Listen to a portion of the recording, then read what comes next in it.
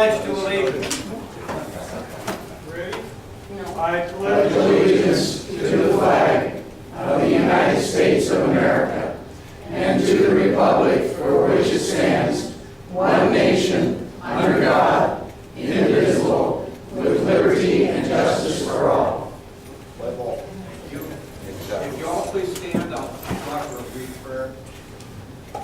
Dear God, we thank you that you have placed us in America, in Nevada, and Laughlin, which is like almost a paradise on earth. And we ask that you be with us as we make our decisions in this election, that we listen carefully to each of the candidates at all of the forums, and that we vote for those who will reflect your way of life. Amen. Amen. Amen. Okay, please proceed. All right. Terry. Before we begin, so we won't break the sequence, there's something special that we want to unveil here again. Some of you have seen this a couple of times. And Terry's going to pass out copies. The explanation is on one side, and then the information is on the other.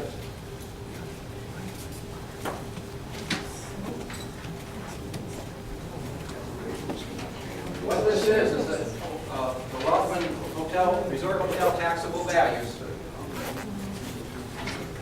The history of that from fiscal year 2008 through the present. The purpose of this is to show that the casinos can no longer carry the entire community. It's just not there. They can't do it anymore. So that leads us to the logical conclusion that we have to have economic development, and as John Restrepo warned, not necessarily economic diversity. The example he used was trading low-paid casino jobs for low-paid call center jobs. And so what we would like is some nice industry, businesses that we don't have that we can support now. It's a matter of convincing the companies in Las Vegas to come on down here and open their branches. And I don't know, the information is on the sheet, the explanation is on one side, the information is on the other. Feel free to share this with whoever you will, and that same message. Thank you. Okay, now, most of you know Dr. Hardy. He's been our Assemblyman,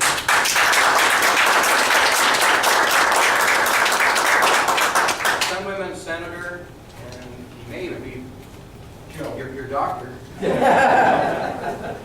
But he likes to be called Joe, and I'm going to ask him to introduce the other two legislators. Thank you.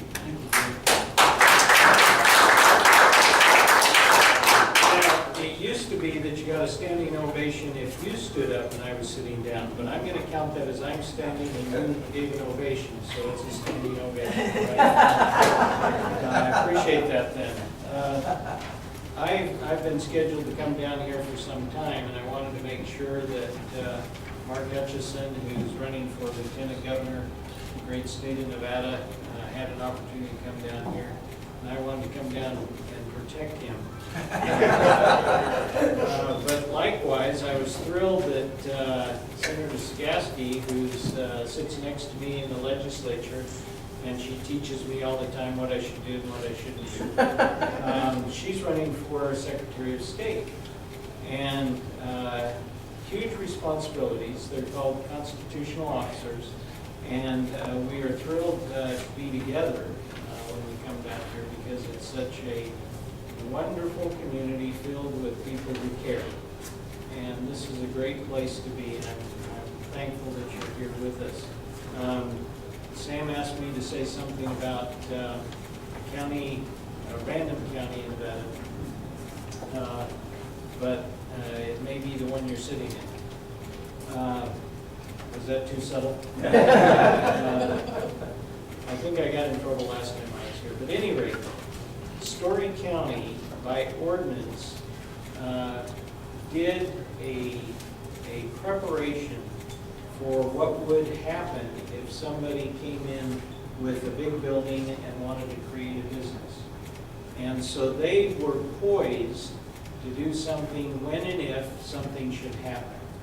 Now, we could look backwards in time and say maybe there's other counties in the state of Nevada who haven't been so poised. And I got up on the floor of the Senate and I said something about Story County, and I took my hat off to them because they were so ready to bring in a huge boom for the state of Nevada. We took a piece of dirt that wasn't being able to be used for anything and couldn't be taxed, as it were. And we said, well, let's put something on the piece of dirt that we're not making any money off of. And let's not only make some money off of it, but let's put 6,500 jobs for a building, and let's put 3,000 jobs for construction in the middle of a place that's economically depressed. And then let's build the road that I've been trying to figure out how to get built from Lyon County up to Interstate 80 for some time. And let's get economic development, and not just diversity, as Jim was pointing out, but economic development in the state of Nevada. And let's then bring those 6,500 people with their families in, and they will all buy a home or live somewhere. And that will mean property values will go up. When property values go up, your property taxes go up, I'm sorry. And that gives me the benefit of funding schools and education.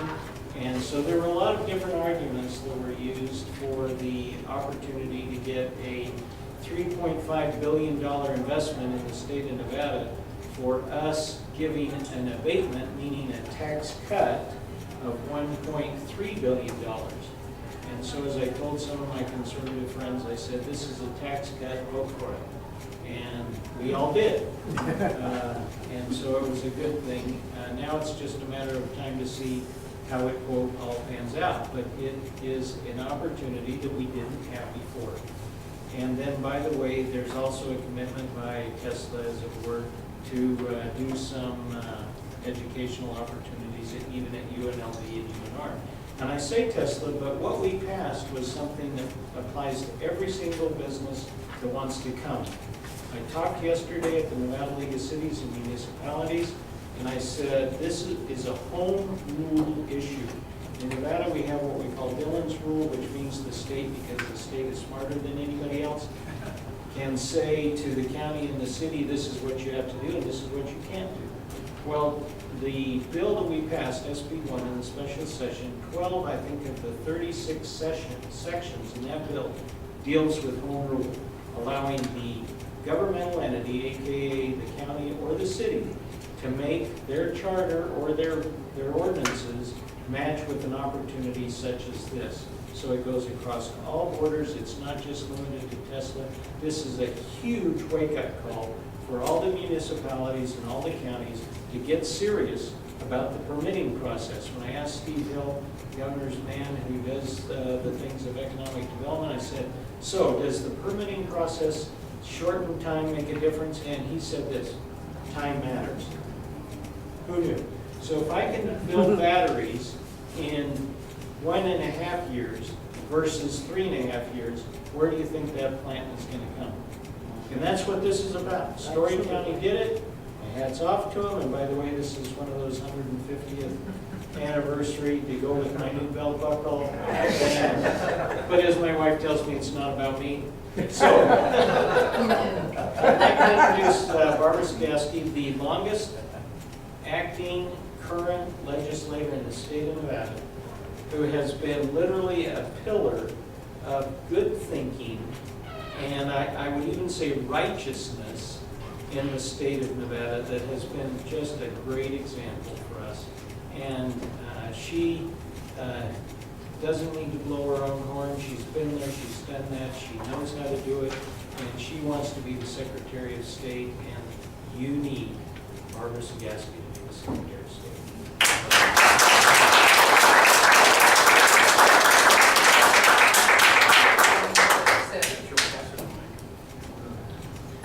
We're sharing the mic. And please save all your questions until all three of them are spoken. So you might want to write them down. Okay, do you want me to stand, or is it okay to? All right. Well, thank you, first of all, for having me here. I think maybe this will go on and you can hear me and then I'll pass it on to them. And it's really my pleasure, it really is. I love Laughlin, I love coming down here. And it's just, there's nothing better than coming down that hill and seeing a beautiful sight down here. And I know at night it's even more beautiful when you get to see the lights. So thank you so much again for having me here. My name is Barbara Cegavske, and I'm here to teach you how to pronounce Cegavske, so just forget the V. And as I tell everybody, I've been married for 34 years. I love the guy, and I accepted the name, so that's what it comes with. So I do want everyone to call me Barbara. That's my name, and Cegavske is very easy once you get used to not saying the V. It's been my pleasure to be a public servant and have served 18 years in the legislature. I had 3 terms in the Assembly with Joe, and then in the Senate. I was always able to serve with him and also with Mark. It's been a pleasure to serve with all of them. On each one of your tables, I gave you one of my handouts because I know that the one question I get asked the most and what I was asked when I came in here was, what does the Secretary of State do?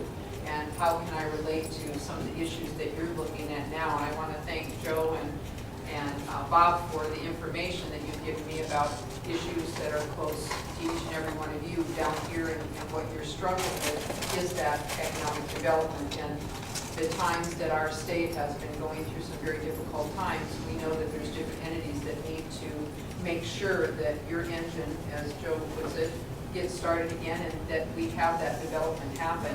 And the nice thing about the Secretary of State's office, one of the positions that you're able to have is the economic forum. You're a voting member with the governor, the lieutenant governor, and others on that board, and you work with them on issues wanting to bring businesses to the state of Nevada. What a novel idea. Tesla's a perfect example. That's taken almost a year to come to fruition, but what an amazing concept, and what an amazing job that I think can happen. If it all comes through, as Joe said, if it happens, it's wonderful for Nevada. It's fantastic for Nevada when you look at one county, and Story County is one that hasn't had a lot going on, and it's one that's trying to struggle to survive.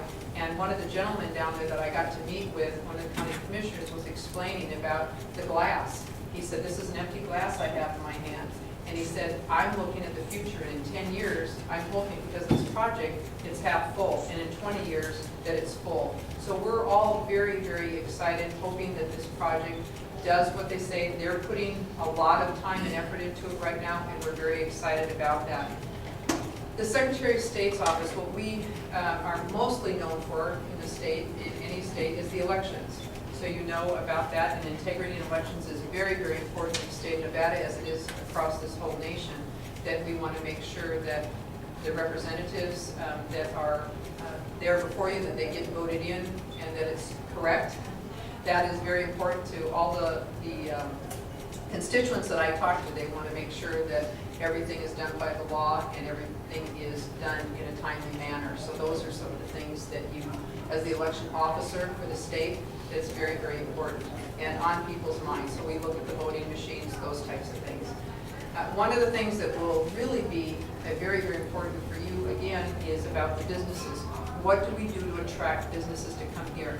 Specifically, today we're talking about Laughlin. How can we help get branches? How can we help get economic development and growth going and stirring the economy down here? That's what we need to be doing. We need to make sure that we are competitive in the state of Nevada, not only with the western states, but nationally and worldwide. We want to make sure that what we do here attracts people to come. We want to make sure that we those companies that are here want to stay. We don't want them shopping someplace else and saying, I can get a better deal. When you look at the cost of an LLC in the state of Nevada, it's $400.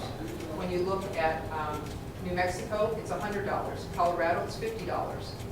Why are we so much higher? I would rather bring in more businesses and have more businesses paying a fee than charging you as a business more and more to get that money into the state. So we have a big job ahead of us, and with that, there's also the business portal. If any of you have heard of that, it's a one-stop shop. But it's very, very important for the state of Nevada to make sure that our technology is updated and that we are current and that we are making it as easy as possible for those entrepreneurs and those in business are able to come in, look at the business portal, get online, and make sure that they can do a one-stop shop. And that means that we have to work with every city and every county in the state and all come together as a team and work on that. Because that is very, very important when you talk to anybody. They want to be able to go and say, if I pay all my fees right up front, then I'm done for the year. If I need to pay them quarterly, I can do that as well. So there's some options, and we need to have that technology so that we can do that. Again, it's very important for us to make sure that we are the premier business state, that we are the ones people are saying, I'm going to Nevada, I want to go to Nevada. And when I look at what is on the ballot this time, and that's the margins tax, that scares me. Because I know that there are businesses right now that are saying, I'm not going to decide if I'm going until after I see whether or not it passes. If it passes, I'm passing on Nevada. So it is crucial that we educate everybody about this margins tax. It's very, very important. When you look at every business comes in, they have to have a business license and they have to have an LLC. And if those costs are exorbitant, they're not going to want to come here. And we know that. So we have to make sure that we encourage everyone to vote no on question 3, and we can talk more about that. But that is something that I think will not only affect Laughlin, but the state as a whole. It will be devastating to the business community, I believe. And then those costs get passed on, so you know who that affects. I think we have to be very vigilant looking at all of the things that come in, how we're perceived, what we can do, the competitive state. Nevada can do it. Again, a premier state, we are it. We are just right to go. I feel really good about this campaign. I am very, very excited. I know that I can be the best Secretary of State that you have. I'm very well versed on this because I've been the chair of Legislation, Operations, and Elections and worked with Secretary of State, and also being on the Economic Development Forum, I think will be very, very key. Working with Mark on that will be wonderful, and the governor, as you see, they've been able to do the negotiations. Sometimes take a while, but what I want to see is all the counties do what Story County did. How short of a time can you give us to make sure that we can come into your community without all the red tape and the paperwork and taking anywhere from 6 months to a year to even be able to do that. So we have to be competitive. We have to look at that not only in the western states, nationally, and worldwide. We have to look at all of that. But from county to county, when they came and looked, Tesla looked, they looked at all the different counties, and they picked Story County for that reason. So that was very important, and very important to me. And I think that it's something that Clark County needs to look at and address so that we don't have that difficulty with people coming in. So I want to thank you very much for having me. This has been a great pleasure to see each and every one of you. And I'm so thrilled at how many Minnesotans there are in the room. And thrilled that you know my hometown that I was born in, and that especially that so many of you commented on Minnesota. So thank you very much. I'll be here for questions and we'll stay after. So it was a pleasure to meet all of you. If I haven't, I'll talk to you afterwards. Thank you so much.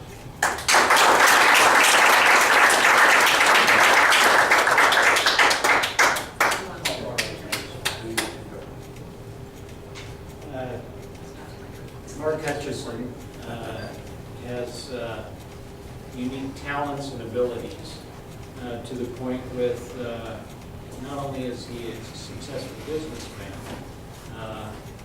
and he's I have to figure out how to say this. He's an attorney, and I like him.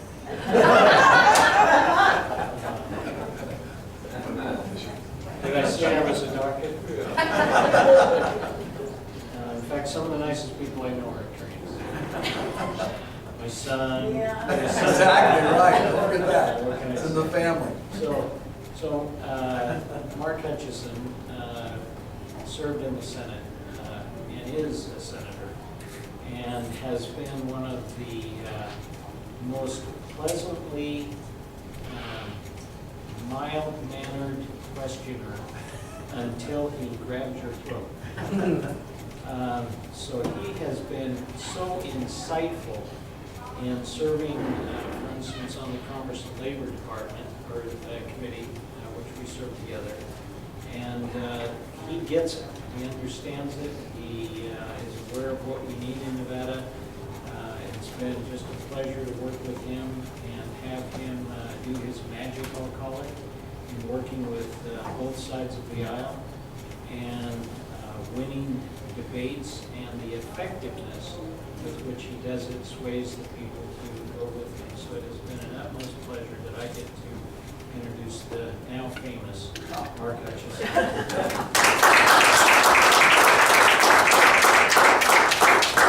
Well, it's great to be back with you. Thank you so much for inviting me again. Thank you for, I think that's working. It's not a microphone, it's For the recording. camera. Oh, you want that? Okay. Hey, if you don't want any coverage, that's fine. Good line down. It's great to be back. I was visiting with some of you beforehand, and I was down here, I think, in December. I remember there was a Christmas tree, that's what I remember. I think it was around Christmas time, maybe it was shortly after Thanksgiving. But it's always great to be back and to visit with you all and to have a chance just to kind of give you some thoughts and most importantly, to get your thoughts and what your input is about the issues that Nevada faces and the challenges that we have. So let me just give you a little bit of background on me, and I'm going to tell you, I think, the good news about Nevada. I'm a third generation Nevadan. I graduated from Bonanza High School up in Las Vegas. All of my children are the product of public education. All of them either have graduated from public education or currently attending. I have two still involved in public education out of the six. My grandfather was an old Kentucky farm boy who came to Las Vegas by way of the Great Depression. You may remember back during the Depression, FDR put a bunch of the farm boys and girls to work with the CCCs, the Civilian Conservation Corps. They'd go out and build roads and tunnels and trails and all that stuff all over the country. Well, my grandpa left Kentucky and was sent to Zion National Park. So those, if you've ever been to Zion, you see the roads and the bridges. He was all part of those crews that were building those roads back then. And he went down one day to St. George, which, if you know Zion National Park, St. George, Utah is not far from there. That's where the girls were. And found my grandma, a good innocent Mormon girl. And as we say in our family lore, corrupted her, married her, moved her to Las Vegas. And then he went to work for the test site. And he stayed at the test site for his entire life. And our family has been there ever since. My dad went to work for a great company there called Ahern Rentals. John Ahern hired my dad as his first employee. And my dad worked there his entire life, 45 years. Literally to the day he died. He had Alzheimer's the last 3 years of his life. And continued to get a paycheck from Ahern Rentals. They took care of him, took care of his people, of their employees, in the great tradition of the Nevadans. I worked there from the time I was 12 until I went to all the way through college, and eventually until I went to law school. And some of my most terrifying memories are of driving a big rig truck. And once I turned 18 years old, I got my what was called a chauffeur's license back then, a commercial driver's license back then, so that I could begin to deliver heavy construction equipment from Ahern Rentals all over Nevada, particularly southern Nevada. And back then, Laughlin was booming then. That's when Laughlin was being built. We were bringing a lot of equipment down. And those roads did not look like that, back in the old, as you remember, they were little two-lane highways. And I got, 10,000 pounds of equipment on the back of my little truck. And I didn't have Jake brakes or air brakes. I was on those little padded brakes, just pressing on those things, just sweating all the way down there, just hoping these things would hold on. And the brakes smoking and all that kind of stuff. I was just so glad when I finally got down here. And I had survived, and I went back and told my dad all about it, and he said, great, load the next run and let's go, So we would do that over and over again. There were probably times when I was down in Laughlin, 5 or 6 times, 5 or 6 trips in a week. We're taking so much equipment down here. And it was great to watch the community grow and to see it develop. And I was literally, as a young man, I saw that happen. But my dad, the greatest legacy my dad left me was how to work and how to work hard. I went to law school, came back to Las Vegas, opened up a law firm, and took out a small business loan. My business partner and I, we used to stay up late at night at the office, and then we would go home to our respective homes and our families, and we'd lay up late at night wondering how we were going to pay back that small business loan that we'd taken out, and just sweating every day and hoping that the clients would come in and trying to make payroll. So I know what it's like to put on a pair of boots, carry a lunch pail. I know what it's like to start a business, to try to make payroll. I know what the most satisfying part of being a business owner is for me, though, and that is the way that you're able to provide opportunities for your employees, and to be able to treat them well, as best as you possibly can, because they have families, and they have hopes, and they have dreams. As an employer, you get an opportunity to try to provide some opportunities for your friends or your employees. I was very happy doing that. We eventually got past the rough parts of starting a business. Eventually grew the law practice to about 45 lawyers to where it is today, almost 100 employees, and just thoroughly love the practice of law, and thoroughly love being, as I say, an employer and business owner. Very active in my church, believe strongly in First Amendment rights, believe strongly in the values that make America great. Coached my sons and their friends in football. I was a football coach in youth football. Had a big time commitment to my business, my church, coaching football, my family. It was a busy life for me. As I tell people, I wasn't looking for something to do on a Friday night. Much like you guys, you've got a pretty busy life. You got a lot going on. But there are some things worth giving up your time for. There's some things worth giving up your treasure for. There are some things worth giving up time with people who you love more than life itself. And to be able to go out and to do something that maybe could be beneficial not only for your community but for your family as well. And so I won't bore you with all the details, but I eventually decided to run for state senator in 2012. I tell people before that I was a perfectly rational human being, just like you all. Had not been involved in a successful run for public office. But I was fortunate to be elected in 2012. I went up and served with these two wonderful individuals, Joe Hardy and Barbara Cegavske, who I just think the world of, and I think are the consummate public servants. And loved every minute of it up in the session in 2012. And I saw lots of things happen up there for the first time, right? That's the first time I'm up there. Saw lots of challenges that were brought before the legislature, lots of problems that people needed to have solved, and difficult, thorny issues. But I walked away from that experience thinking, this isn't true of everything, but it certainly is true for a lot of those challenges, a lot of those issues. They can be solved by a couple of things. One is a good job. A good job solves a lot of challenges that we have. Another is strong families. And then the third is just a good quality education. Good jobs, strong families, quality education. If we focus on that as a state government, and we give people an opportunity to have good jobs, we give people an opportunity to have strong families, in whatever fashion that they want to have those strong families, and much of it relates to economic security and opportunities for them and their children. And then if we provide a good educational opportunity, that's good. If we do that, that's a good day of state government. And so that's what I'm running on. That's what I want to do as Lieutenant Governor. Had the opportunity to talk about this Lieutenant Governor's position with Brian Sandoval. To me, it's a partnership with the Governor. Ideally, a Lieutenant Governor and a Governor ought to be working hand in glove, ought to be very intertwined. Very, very happy and honored to have the endorsement of Brian Sandoval, to be running very closely with him during the course of this campaign. And I think that we need to continue Nevada's comeback, and to continue to have strong policies and strong leadership to continue Nevada's comeback. We've had some very bad times in the state. But now we're starting to see some change, aren't we? We're starting to see things different. We started off with, I think, 3 or 4 years ago, 14% or higher unemployment. Now we're down below 8%. But in fact, our decline in unemployment is second in the nation. And we have experienced a lot of good things going on. I think our average wage now in Nevada is higher than it's ever been before. Our employment is back to about where it was in August of 2008. Those were the good days, right, before the crash.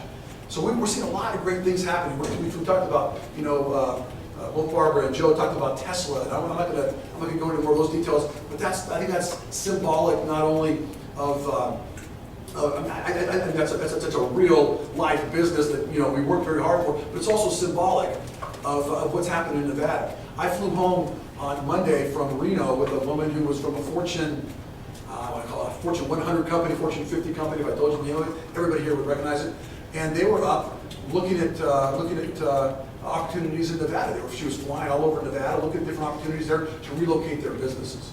I'm going up next week with a gentleman who's come up with some very innovative technology in terms of how to produce water from very arid conditions and circumstances. And we're going to go up and talk with the governor's office of economic development as well as EDON. We're trying to line up all those meetings. People are really seeing Nevada in a new light. I really think they are seeing that new light. When I grew up here, it was all about gaming, right? Hospitality, mining, all of which will be the backbones for our economy for a very, very long time, and rightfully so. That's where we has been our strength as a state for a long time. But we've got this new Nevada economy as well.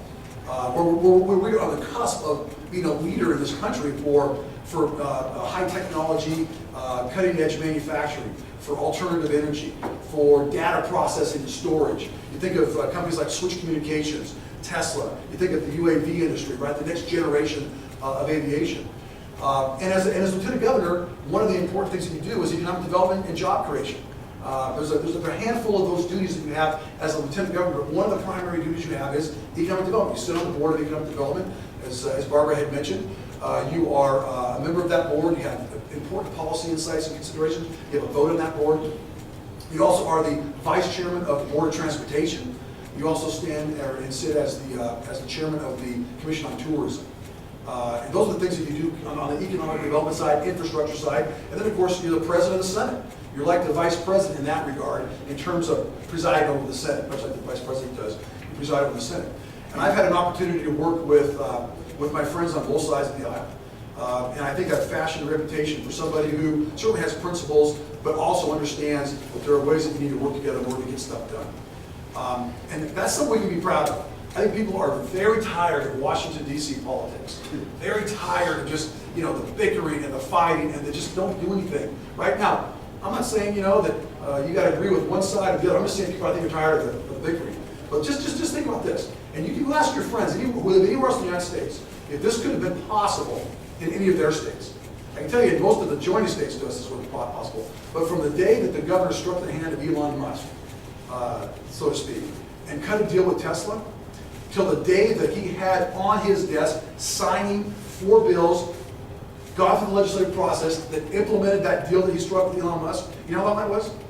9 days. 9 days. You tell me where else it could happen. So we hear a lot of things that are wrong about, politics and government, and there's plenty of that, no question. But there's some good things going on in Nevada right now. Think about that. From the day that the governor of this state made a decision and committed Nevada to a business deal, knowing full well, and that was conditioned on the legislature approving that deal through legislation that had to be passed, including the tax abatements and the energy considerations and all the things we had to do, was 9 days. And, by the way, all 4 bills, unanimous. Ask anybody else. Ask anybody else in this country. 9 days, unanimous through both houses of the legislature. Now, that's remarkable. And that tells you, I think, the Nevada way of getting things done. I think that the leaders in this state that have traditionally done the best, and who we have looked to and admired the most, have been people who just want to do what's right for Nevada. And let's leave some of this partisan politics aside. That's always going to be part of politics, but let's just get it done for Nevada. And you get to see what the results are now. To give you a perspective, mining is I think it's the 3rd largest employer in Nevada, depending on the year. Usually between 15,000 and 16,000 jobs. That's a big employer in the state of Nevada. Tesla is going to employ 6,500 people directly. Now, Elon Musk the other day said it may be as high as 10,000 people directly. And it's going to be another 16,000 jobs on top of that. So it's going to be, what, 22, 25,000 jobs compared to the mining industry. You're bringing more than the mining industry now to Nevada. Do we care about that in Southern Nevada? Of course we care about that in Southern Nevada. The legislation that we signed, that we passed and the governor signed, said, for example, Tesla needs to hire 50% of Nevadans, right, for these jobs. Nevadans. We're all Nevadans. We all qualify for these jobs. Construction jobs. We all qualify for those jobs. We'll go up there and help build that gigafactory. You want to get retrained? If you've had some challenges, maybe you're in the construction industry or you're in even the financial services industries that had such a tough time, you can get retrained. As we speak, UNR, UNLV, and the community colleges are meeting at Stanford with Tesla job trainers to copy what they have done in California in terms of their job training programs in order to bring it to Nevada. And to be able to then retrain those who are here who need that work. This is a wonderful opportunity for us all throughout the state of Nevada, and it brings job, economic engine, and opportunities for us throughout Nevada. So I'm very excited about the good things that are happening in Nevada. The best days of Nevada are ahead of us. I absolutely agree with Brian Sandoval. I agree with him when he said it. I agree with him now, and he looks even better than he did when he said it. He said, I think about 3 years ago, he said, if Nevada was a stock, I'd be buying it. If Nevada was a stock, I'd be buying it. And you've seen now Nevada's projection just take off. And I think we're going to continue to do that. I think there's great opportunities here. Let me just I know I've been talking to you, but let me just tell you what I see is some great opportunities here. And I talked about this a little bit last time I was here. If I were someone of influence and wanted to really focus on business and diversifying our economy in Laughlin, you know what I'd do? I would get together with those who are involved in the unmanned aerial vehicle industry. And by the way, right, we're one of 6 test sites. We competed, again, nationwide. I think it was 35, 38 states, maybe 40, that were trying to become designated by the Federal Aviation Administration to be a test site for these unmanned aerial vehicles. We were the only state that was designated as a test site. Others were, educational opportunities or conglomerates with companies. We, as a state, became a testing site. One reason is we've got all this space around here, right? 26,000 square miles of unimpeded airspace that is available for testing. That's like 10 times the amount of all the other lower 47 states combined. We're a perfect place for testing these UAVs. One of the reasons we got it. So there's 4 test sites. One of them is in Boulder City. I would go up there and I would get a partnership with Boulder City, and I would find a niche that I could bring here and make an enterprise zone, a place where I would provide all the incentives that a company would need to come here and to manufacture, to test, to do whatever in that new Nevada economy. UAVs. It's going to produce tens of thousands of jobs over the next 10 years. So that's one area. Another area is I would be very interested in making sure that you can control as much of your land as you possibly can around here. And that's one of the challenges of being a Nevadan anywhere. We're landlocked by BLM land. And so I think we need to put as much persuasive influence as we can on Congress, work with our federal delegation, in order to encourage federal government to transfer more of these public lands to the states then to the counties, and the counties can then to private individuals. There's already a process set up for this. If you want to abandon public use of land, there's a process under the statutes that you go through. There's public hearings, there's a way to protect that, but there's also a voice that's heard in terms of what's our best use for this land. And so one of the things that I think is important is we get more control of our land, right? More of our land is owned by the federal government by percentage than any other state in the union. You know that, right? Even more than Alaska, by the way. 81%. Why do we care about that? Because that means 19% is left for us to make sure it has productive use. And, by the way, taxable use, right? Because you can't tax the federal government's land. So sometimes people want to know why it is that we have challenges funding different state programs. Well, there's a variety of reasons, but at least one consideration we've got to think about is we don't have the land that other states have available to provide a solid tax base for us, particularly with local taxes, with property taxes, which often funds things like education. And so one of the things I think we need to get on our radar screen and do it in a way that is measured and is appropriate and is smart and isn't necessarily threatening, is let's have a conversation about getting more of this federal land transfer, particularly in our urban areas. I just don't understand why it is that our urban areas in the middle of deserts are landlocked. You can go up to Las Vegas right now, go to Mountain's Edge subdevelopment up there, a master plan community. Go to the last subdevelopment on the far southern side. You'll see a house and a row of houses. It'll be built on a postage stamp size lot, 3 stories high, and you look out the back of the bedroom window, and as far as the eye can see is land. Desert. Why? Because we are artificially locked in with BLM land. Now, is there a role for the federal government to play in land management? Of course. But there's much more, I think, of a role for local governments to play and for states to play, particularly when we're talking about the urban areas. Why do we care about that? Well, let's take Yarrington, for example. Yarrington up in northern Nevada has similar problems, surrounded by BLM. They've got a copper mine called Pumpkin Hollow. 1/3 on private land, 2/3 on federal land. I went there and toured through that mine. They got about 300 or 400 people at work. They told me if they could just free up that other 2/3 that's on federal land, they could put another 1,000 people at work. Well, why does that matter? Because Yerington and Lyon County has had the highest unemployment rates at some time in the last 5 years, sometimes the highest, certainly in the top 5, 10 in the entire country. 1,000 jobs to Yerington, and that's a little microcosm of what's going on all over Nevada. So those are some of the things I think we ought to make priorities. We ought to deliberate about. Let the political process play out. Work hard and see if we can't make some things happen. That would again change the trajectory of Nevada and Nevada opportunities for our families. Listen, I've been talking too long, but thank you for doing what you're doing here. I think I've even told you this quote before. I often end with it. Dwight David Eisenhower once said that if you love your country, you love the heritage that your country has provided to you, your constitutional rights, you ought to make politics your part-time profession. Right? So you make politics your part-time profession, at least mine. I think the reason he said that was he knew, like we all did, you can ignore politics, but politics will not ignore you, right? It's going to determine how much money you take home every 2 weeks of your paycheck, what type of education your children have, what opportunity your grandchildren have, what types of roads we're going to drive on. It is important for us all to be very much involved and immersed in the great debates of our day, and to be involved in public affairs like you are. So I commend you for being here, and thank you for your time. God bless you. Thank you.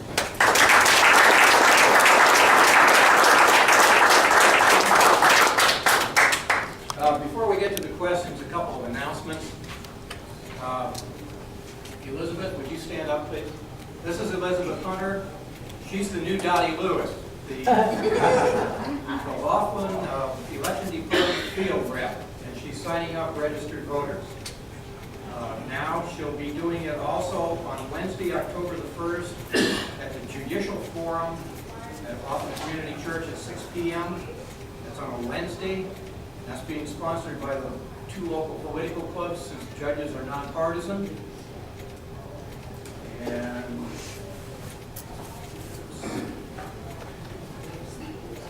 okay, I guess we're ready for questions. Bob. I just want to let everybody know we're also honored with the presence of a wonderful lady and friend of Laughlin, who happens to be the mother of a judicial candidate running for District 24. Would you please stand up? Oh yeah, by the way, it's also Joe Harvey's wife.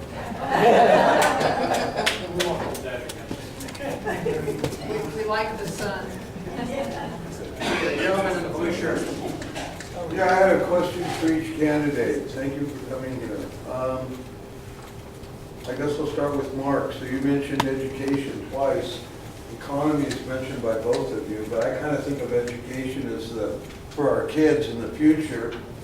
My question is, because Nevada is 47th in the country and Arizona is 48th, only to be superseded by Mississippi and Alabama, that it's not a high score, that's bottom. What are you going to do about the education is my question. And the question that I have for Barbara is, you mentioned what you do, and my real question is, so you're going to reduce the fees by what? Working with the Chamber of Commerce or the Tourism Bureau in Laughlin?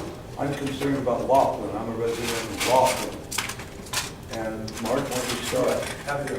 I think there's been some good things as we've progressed with education in Nevada. As I told you, I'm a product of education, public education. My 6 children are all publicly educated, so I get how important that is. There's no question. It's one of a handful of things that we better do right as a state. In terms of what we need to do, I think to continue the improvement and to become even better is, one, I think we need to continue our approach to targeted funding increases. Now, we need to explain that, and then I'll tell you, we also need to continue, and I think in a much more way, education reform and opportunities for reform in education. I think those go hand in hand. For example, last session, we increased education funding by $460 million without raising taxes, and for the first time, we targeted funded ELL programs, English Language Learner programs, for those who are in the school system who don't have English as their first language. That to me was smart in terms of a targeted funding increase. Why? Because in Clark County, up to 50% of our students are of Hispanic nationality and speak a language other than English. They're not going to be able to excel and to be successful in educational pursuits if they can't speak English. That to me is a smart way to increase funding and to increase opportunities that we really see in return on investments. And we've seen that. There was a report recently in the schools about the Zoom schools that really focus on ELL environments, and they've been successful. They've seen the performance and the test rates increase and the reading levels increase. So we know that at least the preliminary reports are that that's working. So we got to continue to be smart about that. Now we also got to make sure that the allocation of resources works, and we're making sure that we're focusing this on the classroom. To me, the place that education occurs is in the classroom. So teachers and students and parents, it's where we've got to get our funding for education and continue those efforts. I introduced a bill last session that would focus from a budgetary standpoint within the school districts across the state, funding of the classrooms first before we fund all these other programs. Let's get into where it's important. Now, school reform goes hand in hand with that. I'm a fan of school choice. I believe in parents. I believe that parents know what is the best school for their children. And we got to give parents as many opportunities as we possibly can. And so I supported the governor's, for example, education opportunity scholarship. That was a scholarship that a business person could pay up to $10,000 to this scholarship fund, get a tax credit against his or her taxes, and then that fund, that scholarship fund, was available for families that are at very high-risk schools. We typically see some very underperforming schools and underperforming students. Unfortunately, that was opposed and didn't pass. I hope that that comes up again and we have a chance to support it. I'm a big fan of charter schools. I think that's an important competition and alternative for parents to be able to provide for their children. I supported, as did both of these fine senators next to me, what's called the parental trigger laws. You know, where if and you've seen some movies made of this, Waiting for Superman, for example, was a famous movie, or I shouldn't say famous, but it was one movie that was made on this. I think there was another movie called We Can't Wait, where parents would be in these lowest performing schools, whatever the lowest performing rated school is. If you were in that school, your parents, if you were a student, 55% of the school's parents could decide and petition the school board to the school district to change that into an empowerment school, and then from an empowerment school into a charter school if they wanted to. Those are good reform opportunities, they're good reform measures. They've been tested throughout this country, and they've been highly successful. So that's what I would do. I think you got to have two things. You got to have very focused funding increases where we get good return on our dollars, and then you got to get real reform. And I'll just end here. I'm not talking too much, but there was a land-breaking and a fundamentally changing decision out of California. You guys ought to go look this up. It's a case called Vergara, V-E-R-G-A-R-A, I believe. This was a case brought by, I think it was 12 to 15 minority students and by their parents, and they said that they thought that the laws that were on the books that would not allow teachers, really very low-performing teachers, to be dismissed easily, or that were just so generous with tenure laws, they thought it was unconstitutional.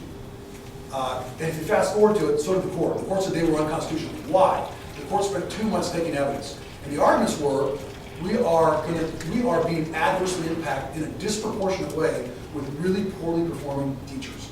And the evidence showed, I can't remember what I think they called them like grossly underperforming teachers. The court called the teachers something like that, like in the bottom 5 or 10%. And the evidence showed that it's very difficult to get rid of teachers who are even performing at the lowest levels.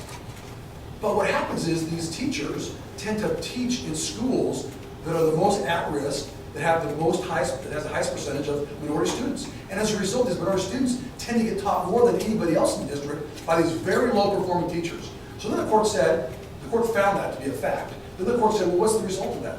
Brought in evidence, brought in experts. The result of that was that if you're a student taught by a very low performing teacher, as was described in that case, it's the equivalent of losing 8.5 months in a 12-month year of education. And the court said that shocked his conscience. And he struck down as unconstitutional those laws. Those are the kind of reforms I'm talking about. Let's make sure that our children are not taught by very low-performing teachers. Hey, I'm all in favor of training, I'm all in favor of helping our teachers everywhere they can. My sister was a special ed teacher. I got a lot of sympathy for teachers and how tough it is in that classroom. We do everything we can to support them. But you know, at some point, if the teachers are just not performing to the right level, we need to help them find another career, right? Instead of teaching these kids over and over again, and they just have this disparate impact on them. Those are real education reforms that I would hope are bipartisan and that we can make happen across the board in this next legislative session and in the future. Thank you. So I think I talked way too much. I think Barbara had a question here, but I just didn't. You were concerned about Laughlin and you talking about fees. What I'm hoping for Laughlin, as I am for the entire state, is that we bring businesses here, all levels, all industries, that we can bring them here so that when you're looking at what you charge for your business licensing fee, your LLCs, that we have businesses here that are numerous so that you can lower those fees. You don't want to keep raising the fees and taxing small businesses. You don't want to keep doing that. But if we can bring more industry here, more people here, you won't have to have that increase continuing. I want more businesses here. We lost about 30,000 businesses during our decline. That's a lot, and I'm talking all different ranges. And in that, we've lost fees, we've lost, revenue generators for paying taxes, jobs. And that's what this is all about. We need people working. We need businesses here to help us do that. And the job of the Secretary of State is to make sure that we have a competitive market and that people want to come here, they want to keep their businesses here, and they can afford to do that.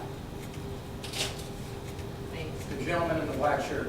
I'm not versed in what I'm going to ask Mr. Barbara. It says you're in charge of the voting, elections, and stuff. I'm kind of wondering how you feel about voter ID. I mean, like, you folks have to prove that you're eligible to have the job. I don't see nothing wrong with proving that I'm an American citizen, so I can cast an honest vote for you. So, and how, what's the state, like I said, I'm really not versed in what the feeling of Nevada is about voter ID, but I don't see anything wrong with proving that you're eligible to vote when you vote. Well, thank you for that question. I do support showing your identification.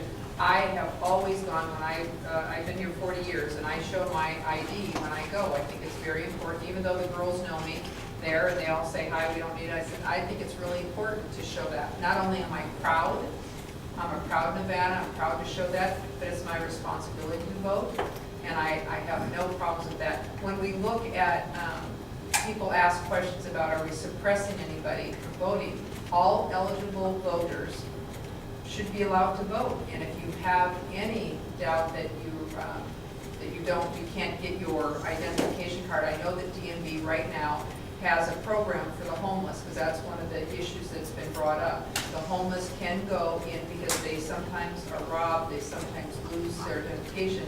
There is a fund in DMV that helps them get their identification card. So I have not found anybody that is suppressed from voting or that says that they haven't been able to vote because of an identification card. I know that that's been thrown out a lot. And I know that our current Secretary of State came in and had a bill for a program to have every single polling place have a computer that you can scan somebody's face in. If they don't have identification, you can let them vote. But I'm also opposed to same-day registration, same-day voting, just so you know. But the program was just too costly. It was unbelievable how much it cost. I agreed that I wanted some type of an identification, a way to master that, but the program that was brought to us was too expensive. And having an identification card is not an expense. That is something that you have, if you're on government subsidies, you have to have some identification to show whenever you go into any government agency. You can go to the bank, you have to have identification. Is there anybody in here who doesn't have identification? You have to have it for everything that we do. I feel that everybody does vote should be eligible to vote. Yes, No, it has to be eligible voters, absolutely, that's must, but that's why you want to show that identification when you're there to prove that you are who you are. I think that's very important. I can't understand anybody not wanting to show their identification if they are American. And I agree with you, that is a hard I one. mean, I to just gave up understand. my driver's license. And I'm at work. The next weekend, got an ID. You've got an identification card. I cried, but, you know, I know. and it was easy to do. It It's is. also cheaper. Yes, that's right, that's right. So thank you for that question, I really appreciate Thank it. you. Does anybody have any questions for Dr. Hardy? He has to leave in about 10 minutes. Well, I got quite rolling. Let's take Julie first. Joe, do you have any plans either this session or sometime in the future to bring up the incorporation issue again? I think one of the comments was made to the Speaker of the Assembly about why we didn't do something in Clark County, more specifically in Laughlin, and why we couldn't do what Mark Hutchison has been so eloquent in saying. And I wasn't sure if he was running for county commissioner. But we can't do something in Laughlin until we get some autonomy in Laughlin. And so that will not go away. That those people in Laughlin who understand that having autonomy for your own place does have its opportunities where you don't have to be asking somebody else for them. And I think that illustrates well with what Story County did. Because Story County could do what it did, every municipality and every county now has the ability to do what Story County did if they want to.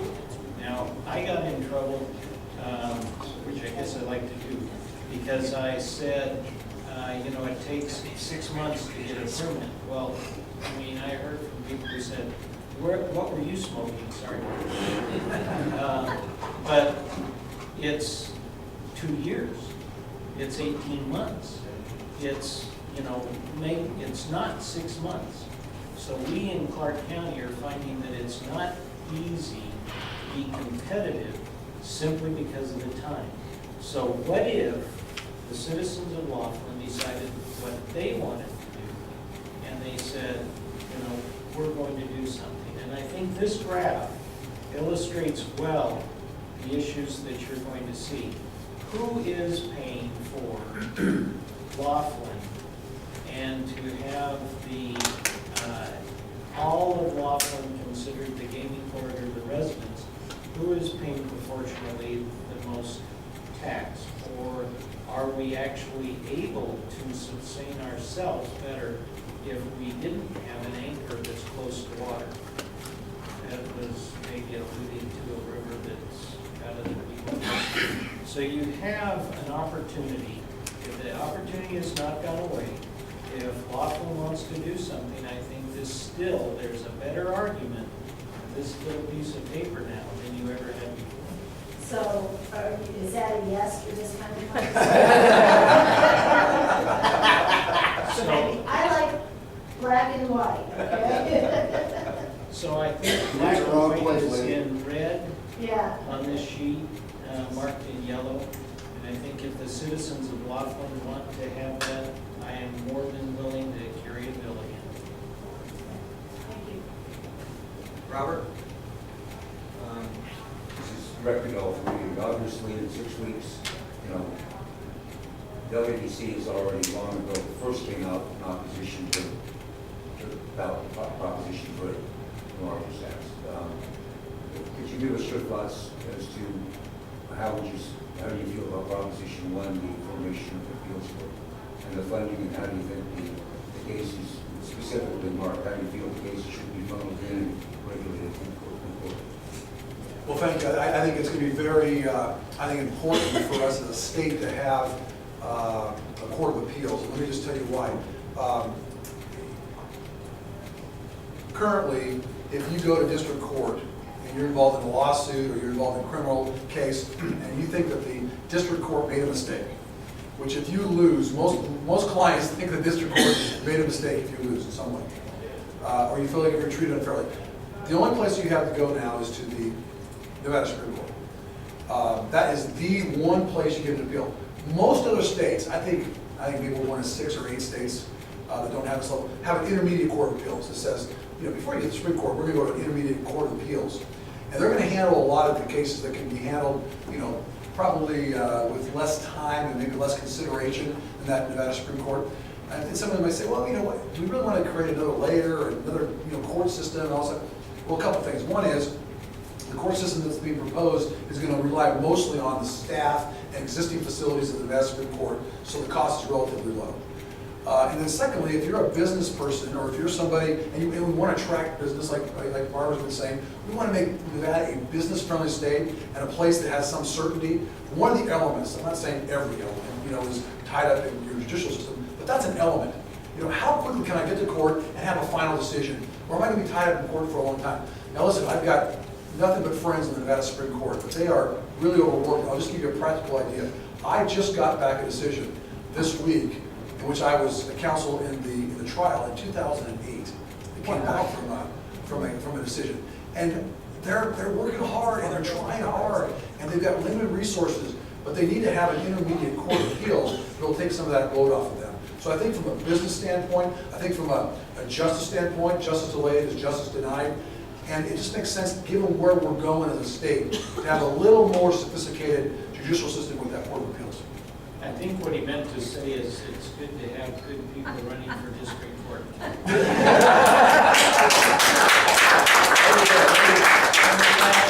guys are on your own. Okay.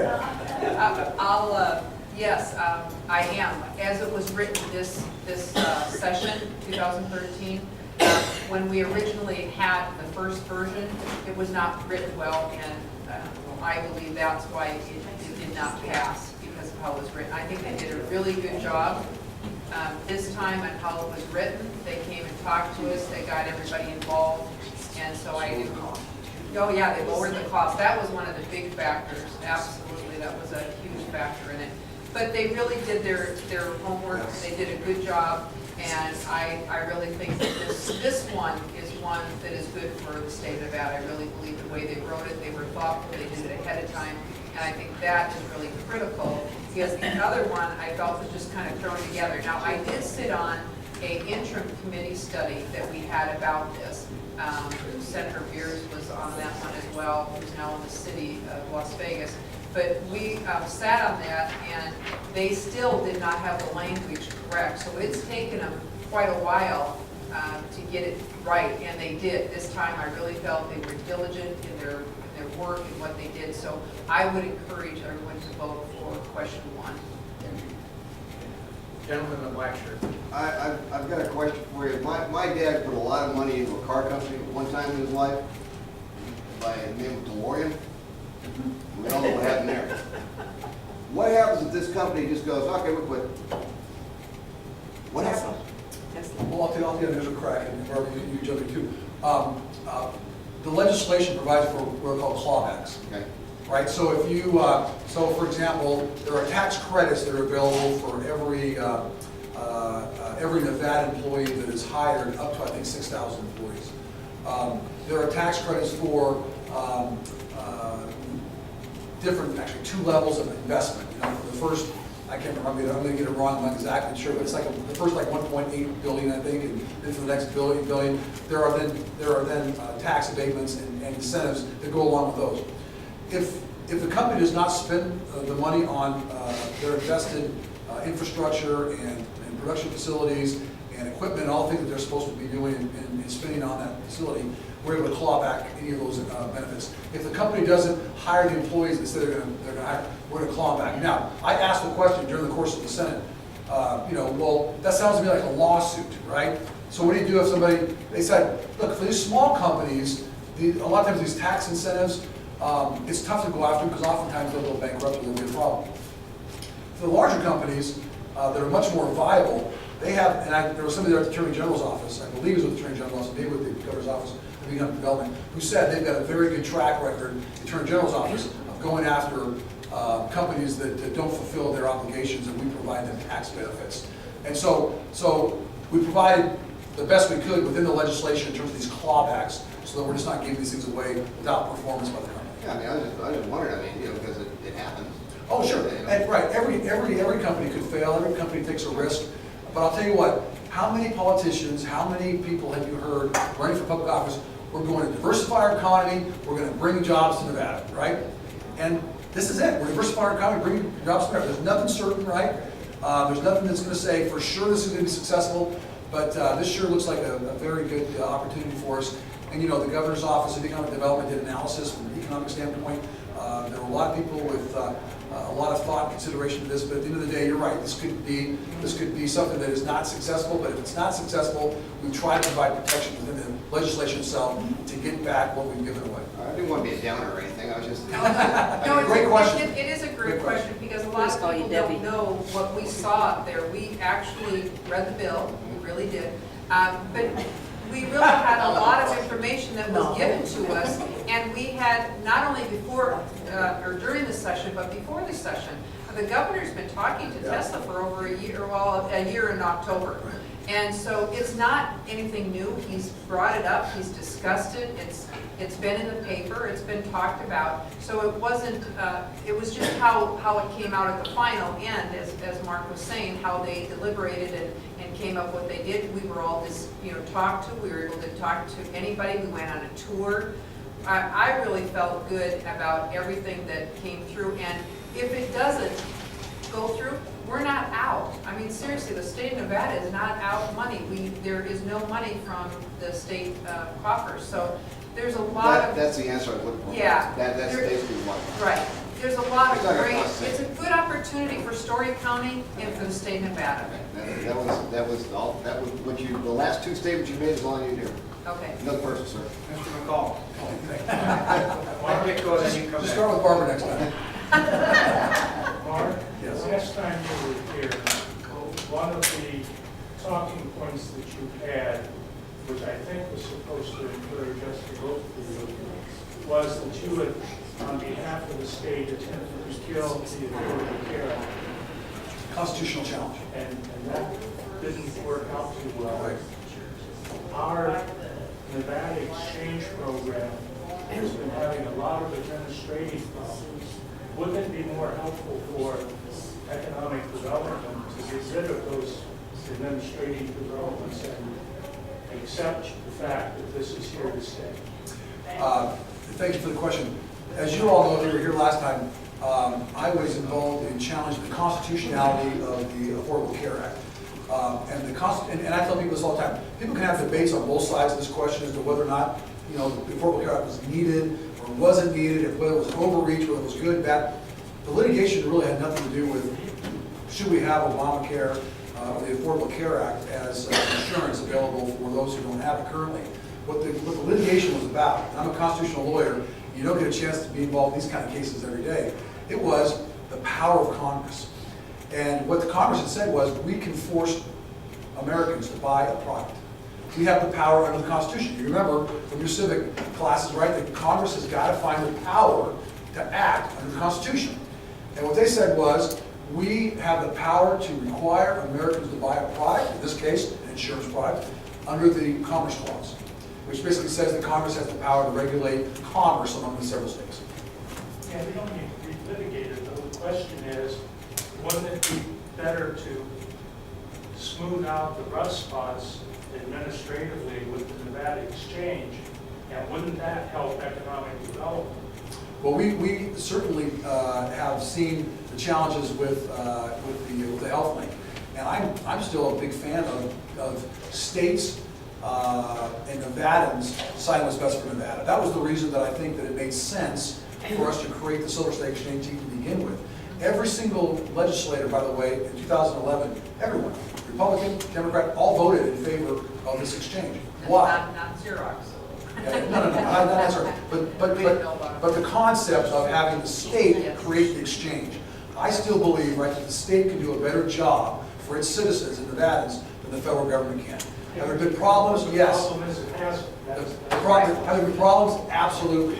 Do we need to abandon it, you know, at this point and just say, fine, we're going with the federal system? I think that's effectively where we're at right now. There hasn't been anything else that's come on the table.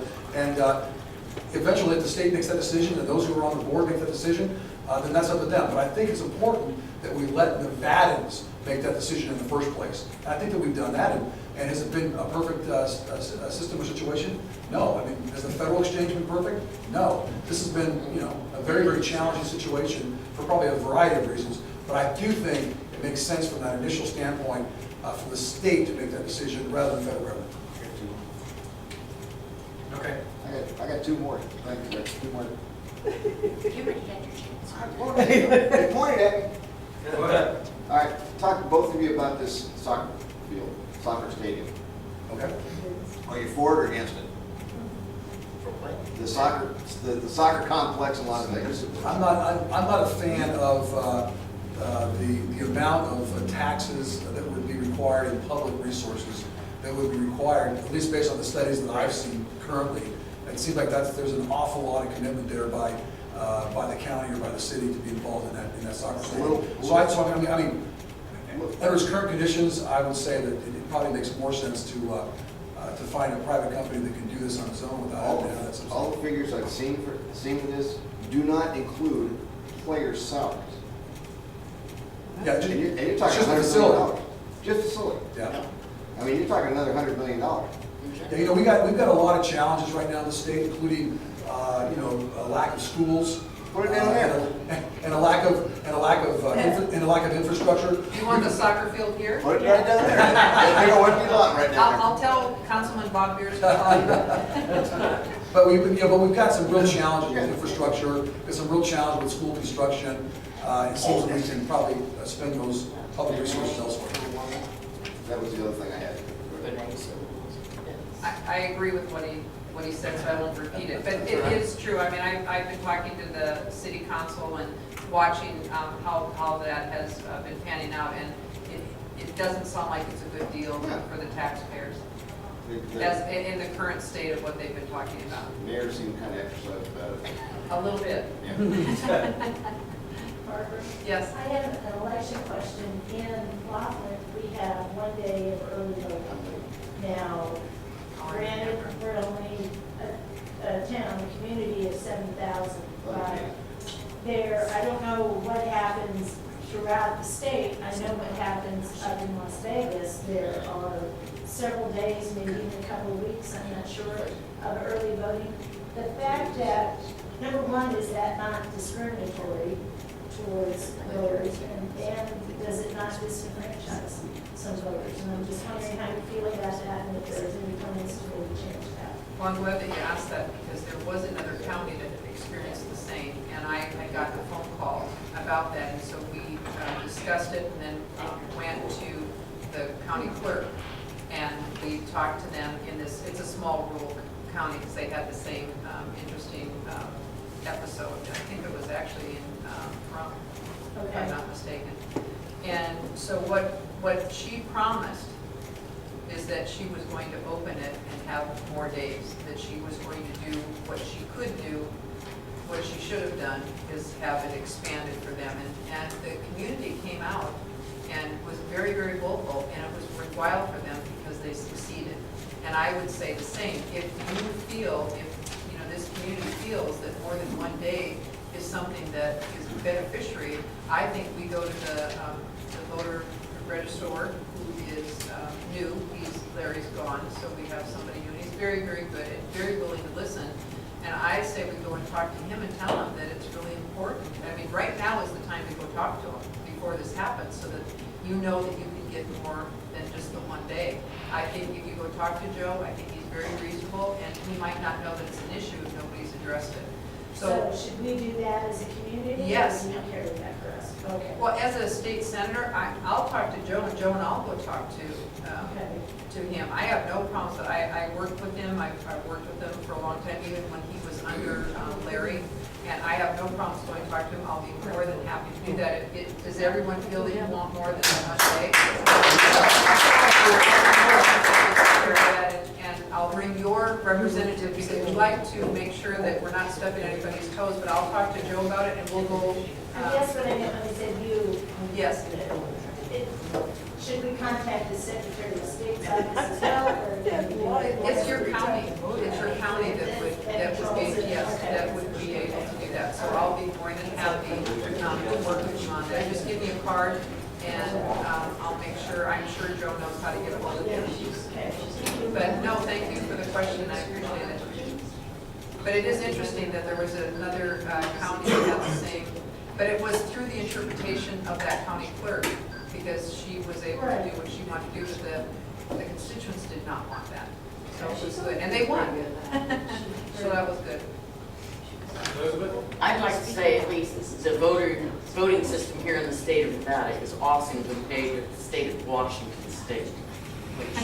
That's good to hear. And the only reason the soccer field got done there is because it got Microsoft paid for it. But I do have a question for you, Mark, and that is, since you will be on the board of transportation and tours, what are you going to do for Laughlin to get us more tours and maybe a commuter from Vegas to here? Well, the first thing I'm going to do is come down and ask you to tell me what the demand is and what you need. I got to understand what needs to happen in your community. I don't know if that's ever been open and available in the past. If there's a reason now that it's not. Do you know whether that's ever been available in the past and then it was taken away for some reason? Or will this be something brand new? That I don't know. I've only been here just under 2 years, and I do know that the only transportation flying into the Bullhead Airport is with a hotel stay for the casinos, and it's on our tour package. So all of us residents, if we want to go somewhere, we have to drive. Right. We can't fly out of here. Yeah. And our relatives can't fly in here. Right.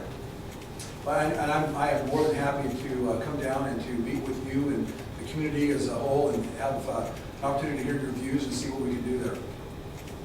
And as far as Tesla and developing, I mean, we're right now at LTAB discussing the 9,000 acres we have.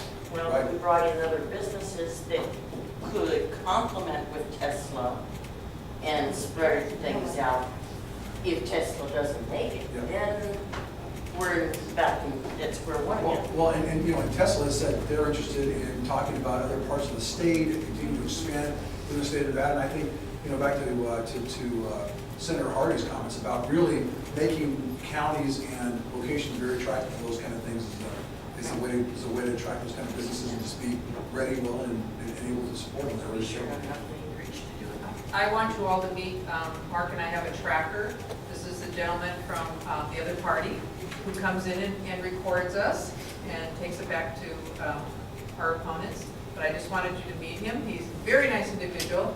I told him that I thought at the end of his tracking that he would want to form and change parties because he's heard so much about my side. So anyway, just wanted to introduce him. He's a very, very nice young man. He really is. He's Just put the been bullseye always on your back. very, very courteous and very nice. So anyway, you can lose the film on the way home. Is a thing.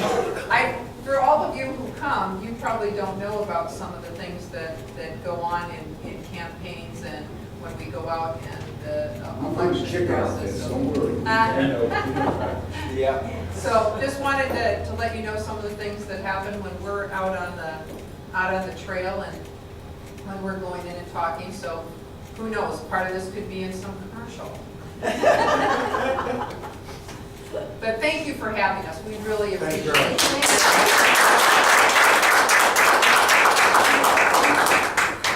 Thank you. Everybody, help yourselves to the goodies back there.